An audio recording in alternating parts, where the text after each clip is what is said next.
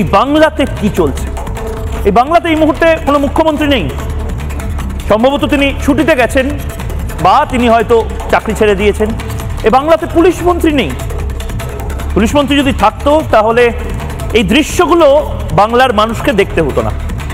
ওয়াকফ আন্দোলন রাস্তায় হতে পারে, শাহিনবাগেও হতে পারে, ওয়াকফ আন্দোলন পার্লামেন্টের সামনে হতে পারে, নবান্ন চত্বরেও হতে পারে, কিন্তু ওয়াকফ আন্দোলনের জন্য বিগত 3 দিন ধরে আমরা যে গুন্ডামি দেখলাম, যে উন্মাদনা দেখলাম, এবং সম্পূর্ণভাবে আমি দায়ী করছি মমতা বন্দ্যোপাধ্যায়কে, তৃণমূল কংগ্রেসকে দায়ী করছি আমার সহনাগরিক হরগোবিন্দ দাস বা চন্দন দাসদের মৃত্যুর জন্য, সম্পূর্ণভাবে দায়ী করছি মন্দির ভাঙার জন্য।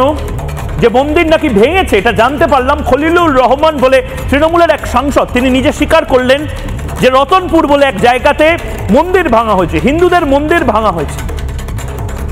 হিন্দুদেরকে বেছে বেছে বাড়ির বাইরে বের করে নিয়ে এসে টার্গেট করা হচ্ছে, ভাঙচুর করা হচ্ছে।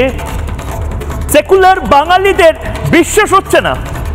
সেকুলার বাঙালিদেরকে সমস্ত কিছু ডেমনস্ট্রেশন দিয়ে, ছবি দেখিয়ে একদম বাচ্চাদের মতন করে বোঝাতে হয় আমার।